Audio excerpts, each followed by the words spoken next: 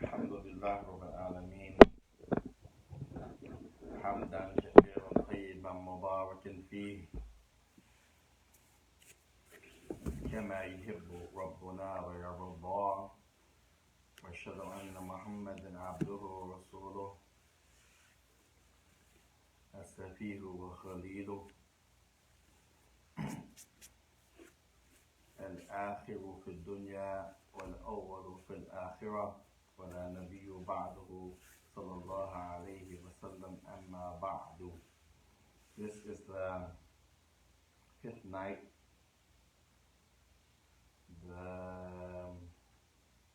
20th of February 2021 slash the 8th of Rajab. Actually it's the 9th of Rajab because the Maghrib came in. Even though on the prayer calendars and the apps it still says 8 because they don't change at Maghrib, they change at midnight. But in Maghrib the clock, the calendar changes for the Muslims. So it's the 9th of Rajab. وهو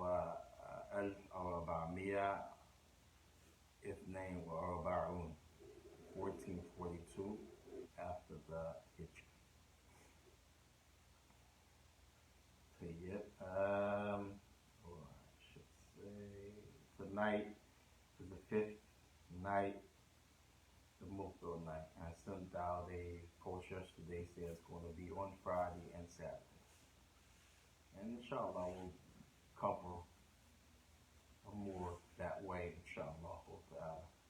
For those who are used to Friday night for many years, stays Friday, and then those who want extra or can't make it Friday or busy Friday, then they have Saturday.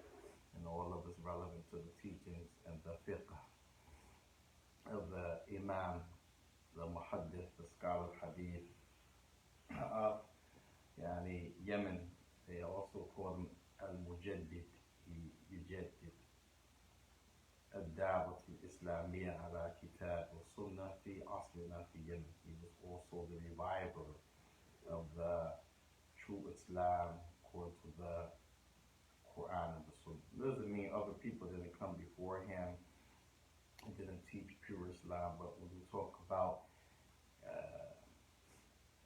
sticking to the way of Ahlul Hadith, sticking to the Aqidah, sticking to the issue, when we say Aqidah, the belief of the Quran, the Sunnah, without those other beliefs being intertwined or involved. When you talk about sticking to the text and not a particular group or madhab or political party, then this is what's meant by reviving the Islam in our time, again, reviving the Sunnah of the Prophet, reviving the way of our Salaf al-Salih, the first three generations, Imam Muqbil ibn Hadi al-Wadi'i. May Allah Tabaraka wa Ta'ala have mercy on him, forgive him his shortcomings, and bless him immensely for his contribution, his sincere effort, and his striving in the face of great adversity in this time that he lived in. Tonight we want to talk about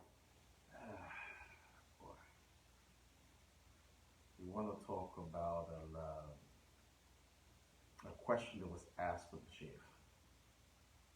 And it's a lot of benefit going to come out of this because it is also going to show you when you talk about dealing with issues that you can't necessarily take a fatwa. And fatwa here means someone asks a qualified person. Someone asks a qualified person something Islamically and they respond. You ask them a resolution to a problem and they respond. Or they have an issue of injustice, they respond. Or they have an issue of security and fear and safety, and they respond. They have an issue that the people need to have solved, and they respond. And fatwa, by the way, that's a whole other talk in itself because there's different levels of fatwa. There are the levels that require scholarship.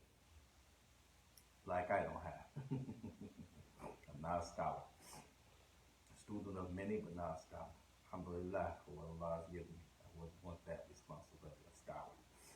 Second, there's a type of fatwa that you yourself as a bona fide student or sheikh, when we say bona fide, I mean you're not playing. You cover the basis of the different areas, the different areas. It almost came out that St. Louis country. I know you heard it. I tried to catch it. Areas. The different areas. The different, help me out. Areas. Yeah, areas. Thank you. That makes you qualified in the least to be a person of knowledge. And sometimes people don't like that because they have been given a type of understanding that unless you come from Medina or Mecca or you're some Sheikh bin Baz or Fawzan, then you can't be called a person of knowledge. You're a student. Man, kulluna tulabin, inshallah. All of us are students. One who's learning sincerely, and not just learning, but he is living the life of knowledge. He's living the life of knowledge, and they're students. Some different levels. But there's the type of fatwa that person is not a scholar, but he narrates what the scholar said from that same fatwa. Not everybody can do that. And we don't mean like, okay, open the book in English and say, okay, the sheikh said no. Because that sheikh may give a fatwa and it's wrong. Now you mentioned that to somebody and you're not the sheikh. So you have to be able to know the shubuhat, the misconceptions. If it's akhta'u, the sheikh made a mistake.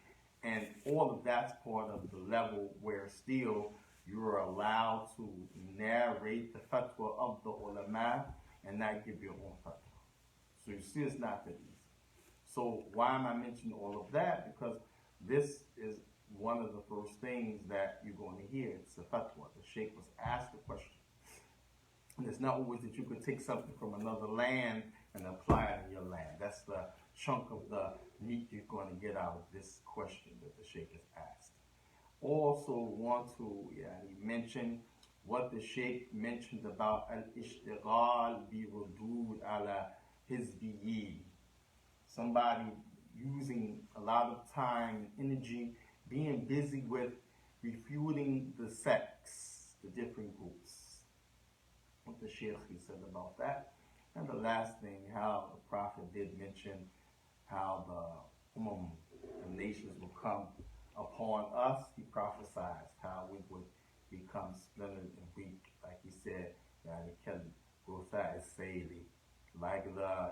foam of the sea. And if you know anything about water from the sea, this riyah is the cleaning of the water. So anything that's floating in the water that's trash, that doesn't belong, or it's dead, or was tossed in the water, when the water washes up on the shore, it leaves that trash. And then it backs up. And then when it comes again, that trash that it washed up may go to the right, to the left. It doesn't stay together. So the Prophet described us, the Muslims, being like that. Easy to move, easy to go this way and that way. Just, he said, like the foam of the sea. SubhanAllah. So all of it's relevant, and we ask Allah for his help. The Shaikh was asked about the Shia in Yemen, because the Shaikh was in the north, where the Shia was. And one of the greatest imams of their region, Imam Ahmed, who was from the Zaydi Shia. Not Imam Ahmed bin Hanbal, but it's another Imam Ahmed. And this Imam, wallahi, he had a lot of political power and knowledge, and he was Shia. And the Shaykh, he lived in the area where he himself was Shia at one time, Shaykh Mukbil. Everybody in that area was Shia. That's all they knew. They had no other alternative, no other schools. That's it. In fact, the whole part of that area of Yemen was ran by the Shia. They had their own government in the north. They controlled the north. And then the south was controlled by the communists at one time. And at another time, they were controlled and ran by the British. And, so many changes the South went through. But the North, for a long time, under the will of the Shia. So the Shaikh is asked about this. As the Shaikh, he goes to Saudi Arabia, he learns, he becomes a Shaikh there. He comes back to Yemen, and then he opens a small masjid in his village, and then it became an institute. So Shaikh was asked about the Shia. The first thing the Shaikh said, he said that the Shia, they are of different types. The question was asked, are the Shia or Shia? Some people say Shia, and some people say Shiites. Or the Shia, a Shia in Arabic, the Shia, or these people, the Shia or the Shiites, they're both the same, how we spell it. Unless somebody's playing a word game. Or they considered Muslim or not. Or they considered Muslim or not. Meaning the Shia of Yemen, northern Yemen. The Zaydis, they call them. Number 2, and do we pray in their masajid? Because remember, again, at one point, that's all you had in the north. Then once the Shaikh came home and started teaching, people were there from all around the world. Then you start to see people opening up different places of worship throughout the country. But at one time in the north, that's all you had. So, now they want to know, do we pray in that masjid, since we're learning about them or not? Meaning behind the imam, in the masjid, by yourself. And the third thing, the Shaikh was asked about the Shia, how to deal with them, if so. That you say don't pray in the masjid, then what do we do as an alternative? So the Shaikh began by saying the Shia, they're not all the same. He said they're a portion and a group of them, they believe that Ali is Allah. There's a group, a portion, a sect of the Shia, they believe that Ali huwa Allah. Ali ibn Abi Talib huwa Allah.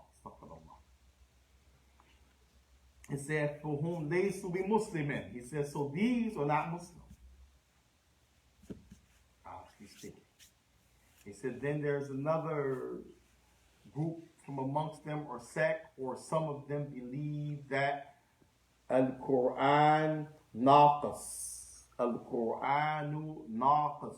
That the Quran is not complete. He said, فَهَذَا هُوَ كَذَلِكَ لَيْسَ بِمُسْلِمٍ. He said, this also, they're not Muslim. He said, because Allah Tabaraka wa Ta'ala said, إِنَّا أَنزَلْنَا إِلَيْكَ الذِّكْرَ وَإِنَّا إِلَيْنَا لَحَافِظُونَ. وَإِنَّا أَنزَلْنَا إِلَيْكَ الذِّكْرَ. And it's me, Allah, who will send down to you, O Muhammad, the dhikr. وَإِنَّا إِلَيْنَا وَإِنَّا عَلَيْنَا مَاذَا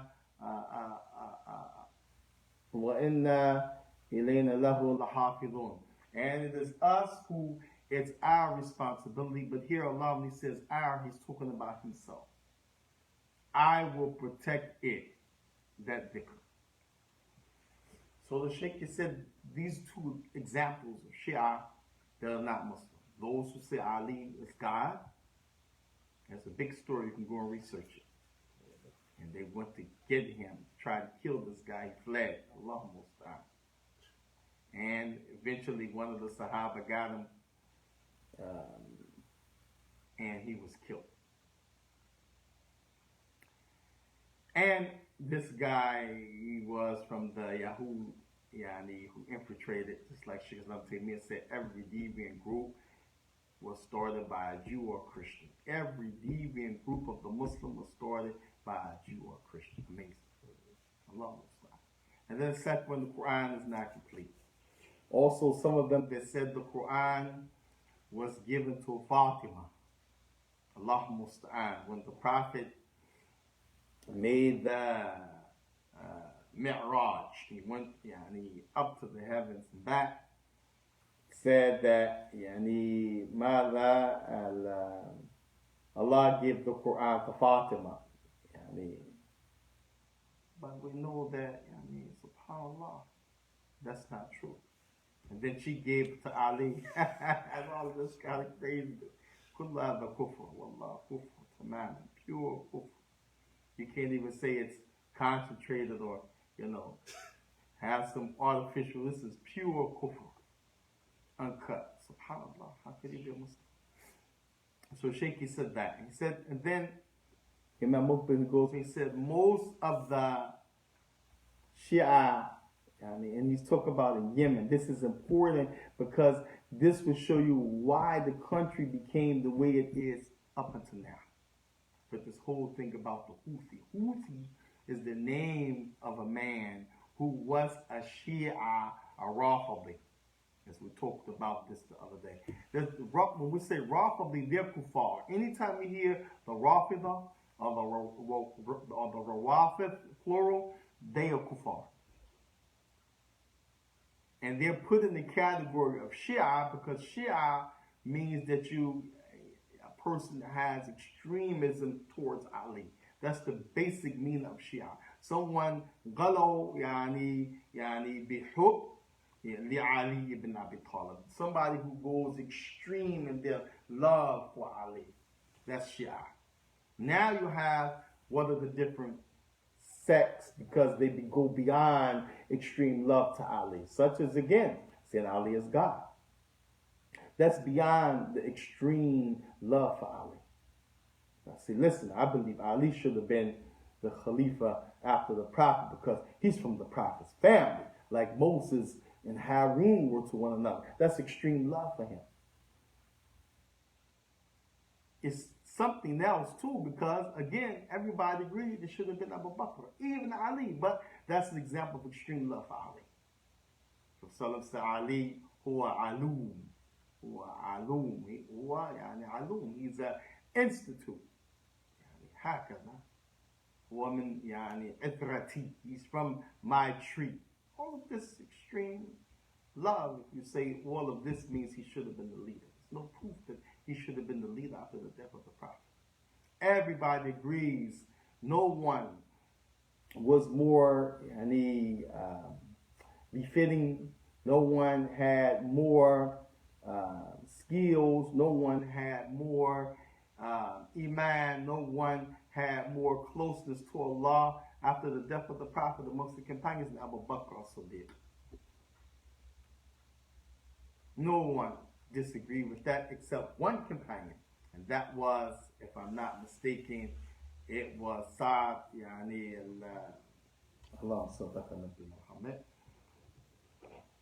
ibn Ubadah, Sa'd ibn Ubadah from the Ansar. He felt that, nah, man, we aided him. We took the brunt of all of the everything because we welcomed him to Medina. We fought every battle. We gave land, money, wives. How is it just Quraysh? Y'all just think y'all will take everything. He was the only one. Everybody else, unanimously, he said Abu Bakr Siddiq. Hatta Ali ibn Abi Talib, even Ali. So this extreme love for Ali, this is what the term Shia means. If you love Ali very much, and some scholars said, Kulluna Shia, all of us in that case, Shia, all of us, we love Ali very much. Yeah. And for some said, Hubbu, Ansar Ayatul Iman, loving the Ansar is a sign of Iman. Both Ansar, Ayatul Nifaq, and hating them, having hostility towards the Ansar is a sign of hypocrisy. And he said many other statements to show how to love the companions, more so those from his family, including his wives, those who are the Muslims from his family tree. This is an example of what Shia. But once you say Ali is God, now this is kufr. Can you pray behind a person like that? Point blank. Disbelief. Quran is naqis, it's not complete. Astaghfirullah. How can you say that? So this Shaikh mentioned in the beginning. Then he said most of the Shia, they are Rawafid. They are the Rafidah. And the Rafidah, this denotes again that they're disbelievers. Because the Rafidah, they make the companions, disbelievers. Some Shia, they might slander Abu Bakr, slander Umar, talk bad about Uthman.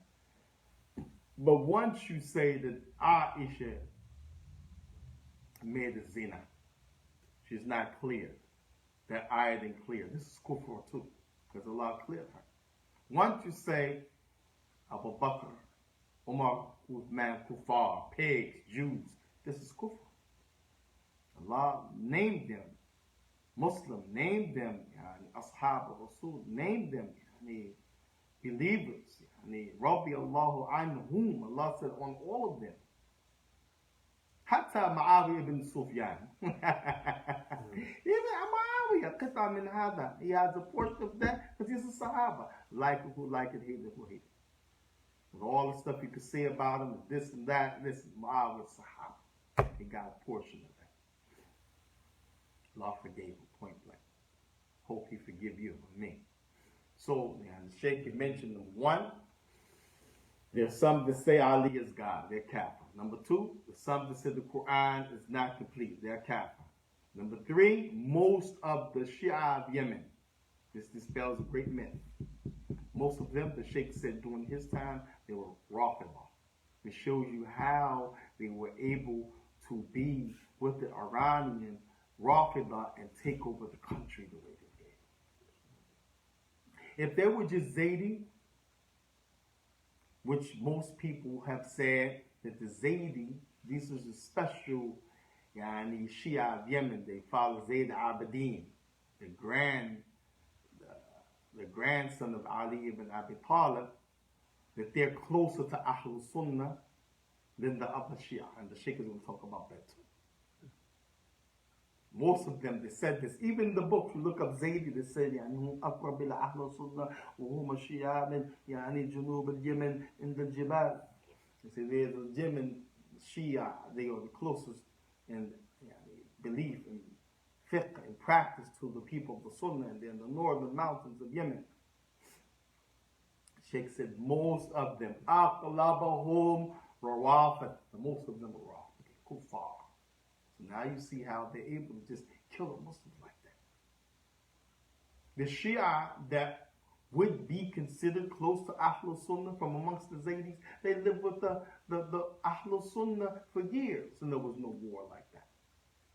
They would never just kill another Muslim like that. With the difference, the indifference, the fighting, the war, the clan, the group, the tribe, it would just kill the way the Houthi, which this again became the name Houthi because one of the people was the head leader, his name was Houthi. So that's how those Shia of Yemen became famous for Houthi, but really they're Rafidi, like Iranian Shia. And that explains why they went through the country the way that they did, and why they had support from the Iranian Shia, and why they had support from many other people in other countries to tear up the country Yemen. And the Sheikh said this. The Sheikh's been dead now since 2001, 1421 on the Hijri calendar. It's 1442 now. The Sheikh has been dead 22 years. The Sheikh said this 30 years ago. 30 years ago. And he told Ali Abdullah Saleh, who was the president, he said, get them out of Yemen. You got to gather them and physically take them out of Yemen. Send them to Najran in the south, send them someplace else, give them their own land, get them out of here, because if you don't, he said they're going to align with the Rafid al-Kabira, those Rafid from Iran, will have a whole country based upon that, and they're going to have weapons and monies, and they're going to destroy Yemen. Wallahi, it happened. Wallahi, it happened.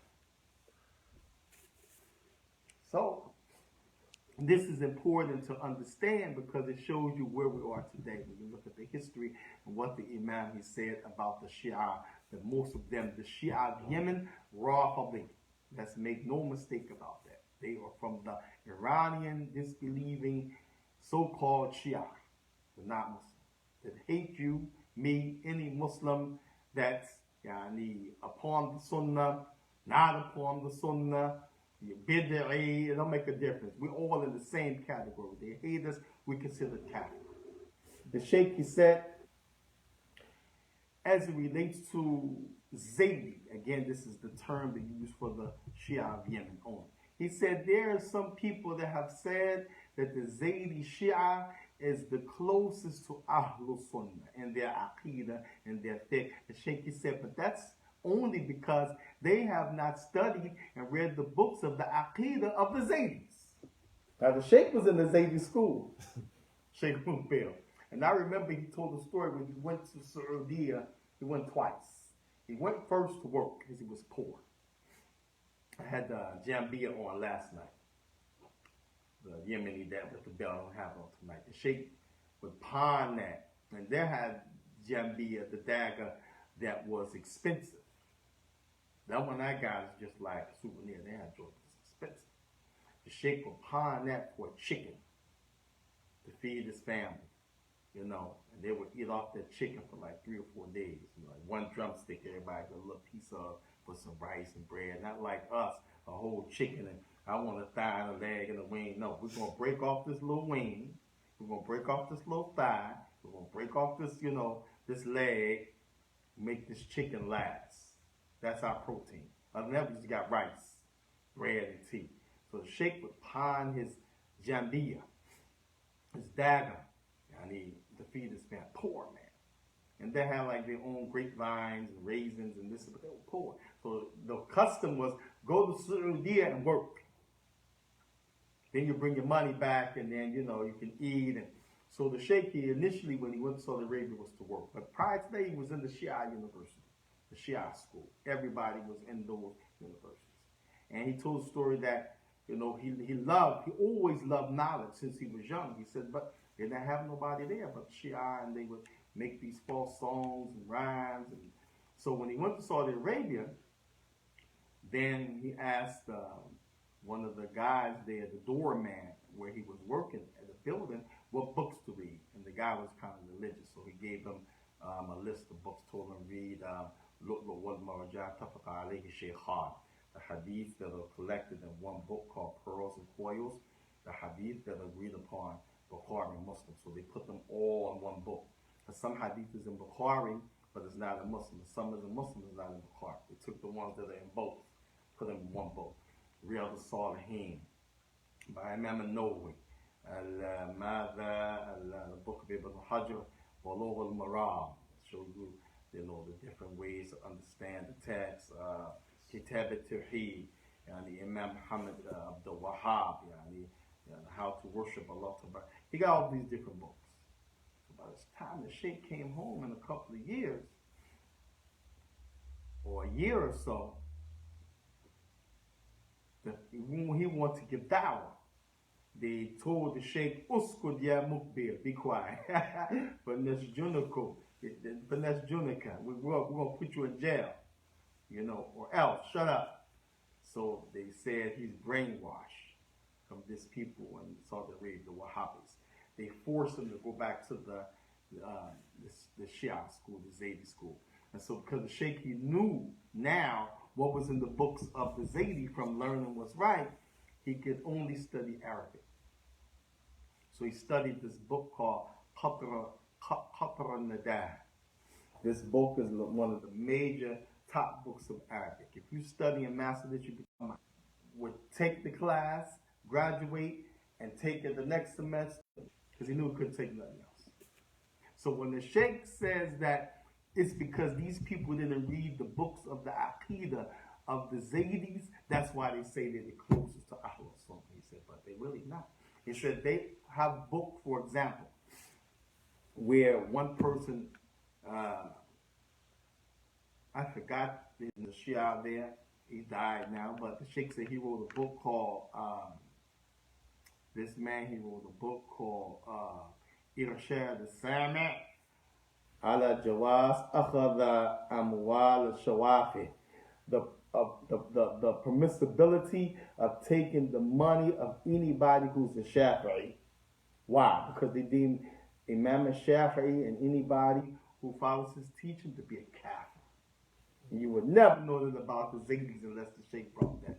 And this person, Muhammad ibn Qasim, was the author. He was a Zaydi scholar. So you tell me that's close to Ahlul Sunnah. How can you make somebody a kafir? One of the imams of the great era that Imam Shafi'i was in, and then everybody that take his position and learn his teachings kafir? That's being close to Ahlul Sunnah as a Shia? I think not. So Shaykh lastly, he said, as it relates to the prayer, he said, then if that person is just a Shia, he's not Rafali, meaning he just has extremism for Ali, but he doesn't say Ali is God. He has extreme love for Ali, he goes overboard, but he doesn't say the Quran is Naqas, or the Quran of Muhammad is not the Quran, or the Quran, the real Quran is Quran from Fatima. And listen, none of this crazy, erroneous stuff. He doesn't say that Abu Bakr, Umar, Uthman are kafirs. He doesn't say that Aisha is a whore and she's a kafir. He doesn't say any of that. The Sheikh said you can pray behind him, because he's still a Muslim. But if he has any of those other things, he said you can't pray behind him. He said, and most of them, those Shia that are called Zaydis, they're Rafidi, he said the Rafidis, most of them, they still pray to the grave, the people in the grave. And go to the grave and they beseech the one in the grave. They used to do it with idols, but now they just go to the grave. Sheikh said, so any of those people, you know, he's in the masjid, he's imam, or the masjid is built upon this. He said, you can't pray behind him. He said, what you do, you wait and then you pray by yourself. Or, he said, it will be better for you to build your own masjid, even if it's out of some date palm fibers, like a tin or something, than to pray behind them. He said, because these people, they're not from the Muslim, those that or from the Rafidi. He said, if they're regular Shia, then you can pray behind them in his extremism and his bid'ah that they have, because they have some bid'ah. He said, then the Prophet said in the Bukhari, Falakum wa alayhi. Now, falakum, your salat is, for you, wa alayhi. And that one who has innovation or sin, then it's upon him. It doesn't affect it. He said, but if they have bid'ah, like grave worship or calling on the deceased or any of those other things that the Shaykh previously said that makes them kafir, you can't pray behind them. Now, then the Shaykh,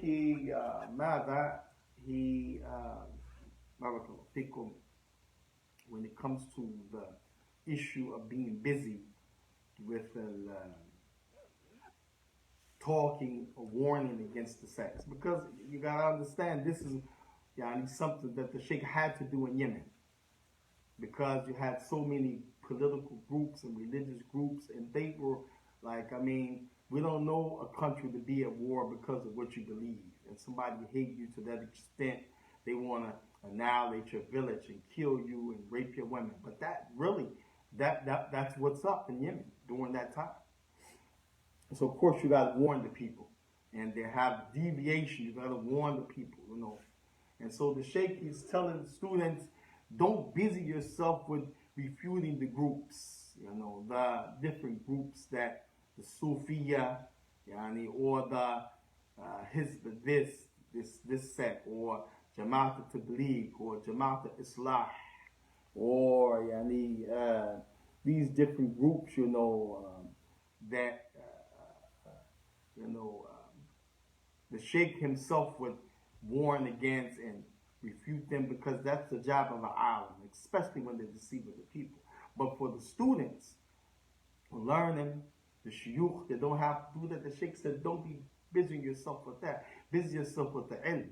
And this point is a point that we can use here at home, where so many people learn that if they even think that you have something wrong, they don't even know. They want to warn against you. They want to say, Akhi, that brother, he's this, he's that. Or Akhi, he has some issues. Or Akhi, you can't take from him. Or Akhi, why you listen to him. I think you can't read that Sheikh's book. And the Sheikh, he was telling the people there in Yemen, where that was one of the hot spots and headquarters for deviant groups and political warfare and religious warfare, and you were on the battlefield. He was telling his own students, don't be busying yourself with that. Why? Because they weren't. And they distracted them from the bigger picture, the goal, obtaining the knowledge and gaining some type of scholarship, which we would need all the way after the death of the Shaykh. So this is important to understand because, again, look at the type of people the Shaykh is talking about that's an innovator. He's not talking about, somebody to act that there's a difference of opinion, or somebody to act, based on something that some scholars said the hadith is sahih, others said it's da'if. No, we're talking about bona fide innovation that can be to the level of disbelief. These are like Shaykh is dealing with some serious, real bid'ah, not no homemade bid'ah. Somebody open a pack, pour it in a bowl, put some hot water, okay, but not real bid'ah, man. People's lives were in danger.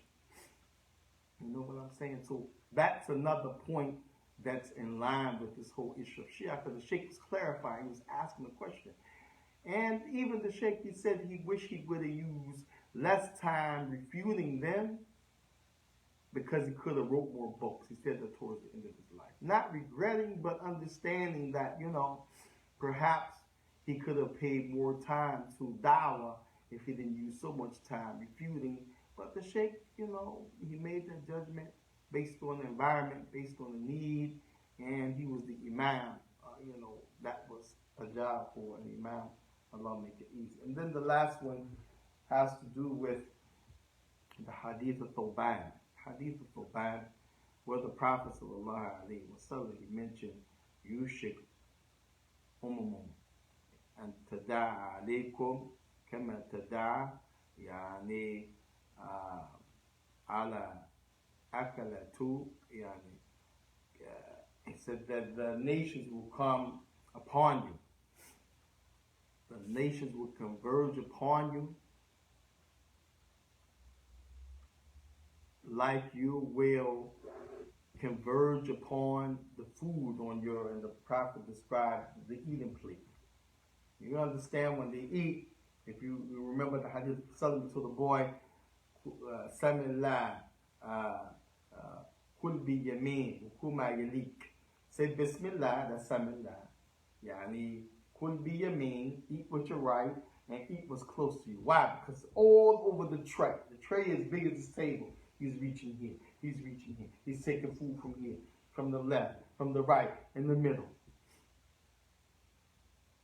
So the Prophet described that's how the nations will come against you. The Jewish, the Christian, the Majusi, the Hindi, everybody will converge upon the Muslim life, will converge upon like a person when he's eating. And you can imagine when you're eating, there's a sense of happiness, enjoyment. You're not eating and you're miserable. You're eating and you're happy. You getting it, You telling others, come on, before it's gone. You better get yours. Ta'ala, time. Eat, come on, quick. Get you a portion of this thing too. It's enough for everybody. So then the Prophet he was asked,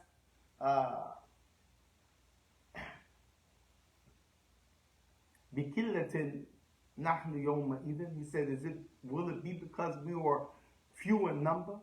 Prophet said, Bala, antum yawma idhin kathir. He said, no, that day you will have large numbers.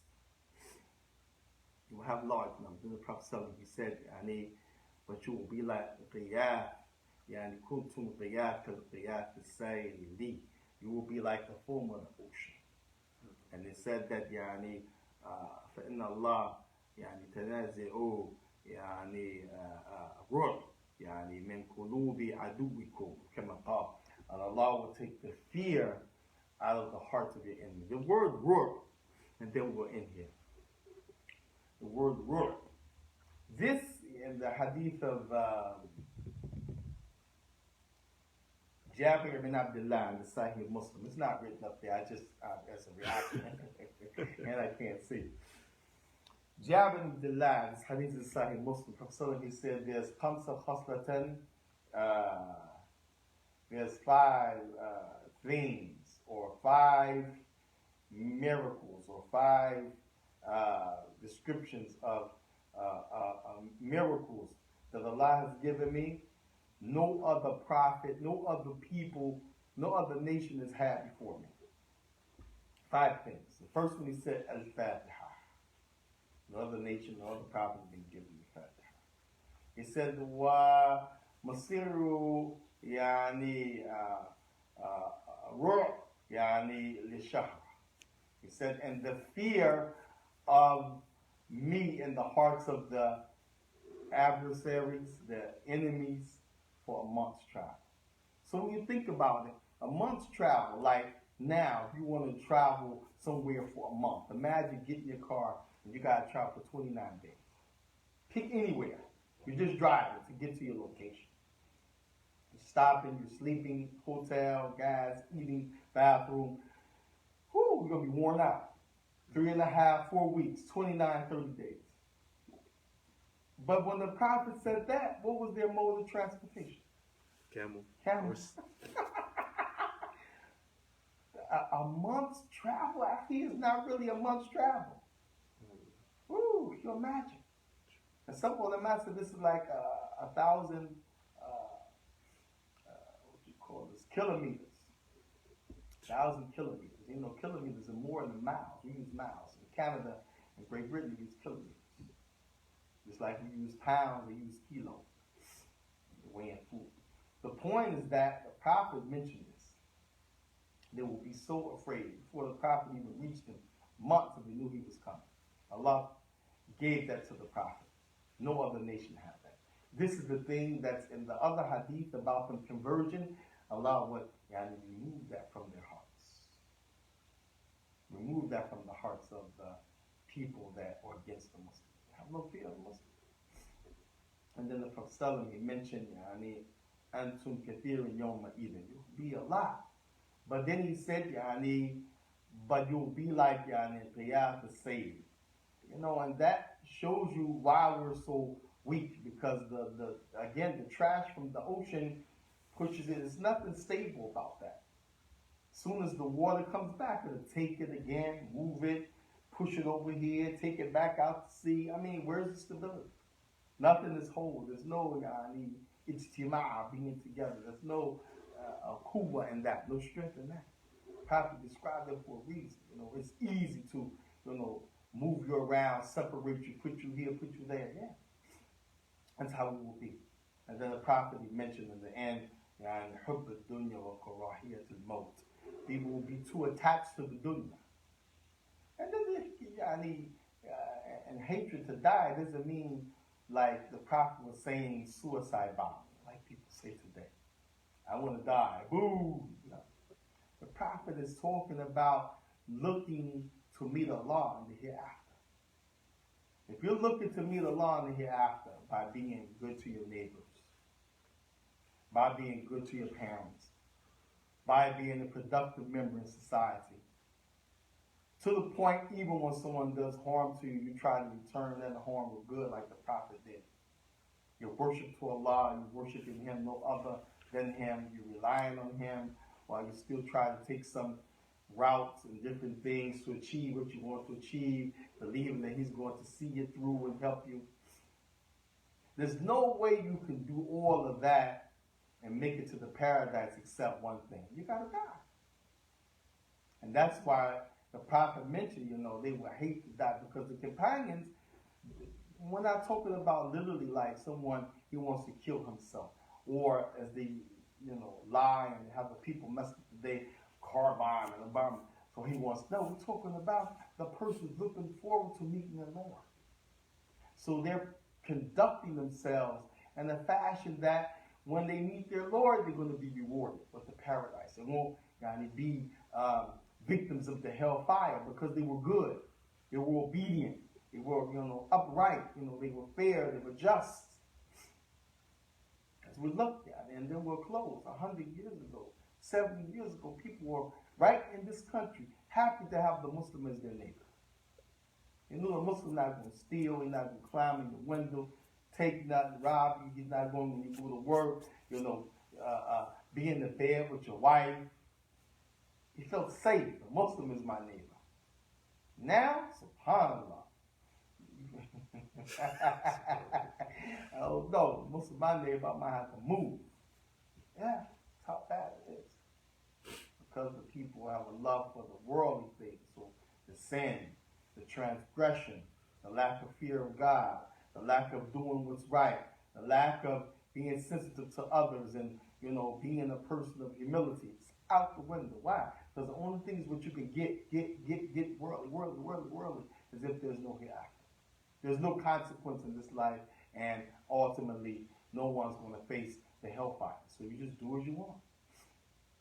So this, inshallah, wa ta'ala, we hope it's a tie-in to the issue of the sects and the Shia and why the Muslims became so fragmented and weak and how the nations came upon us, and now this is our state. We ask Allah subhanahu wa ta'ala to help us and return us to a good state. We ask Allah subhanahu wa ta'ala to guide us aright, strengthen us. We ask Allah subhanahu wa ta'ala to bless us to be of those, who remember Him much, and we ask Allah subhanahu wa ta'ala to make us of the righteous. Muhammad.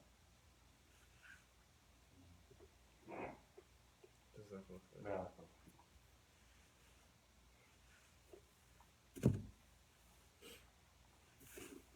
Is she ever shut up? Yeah.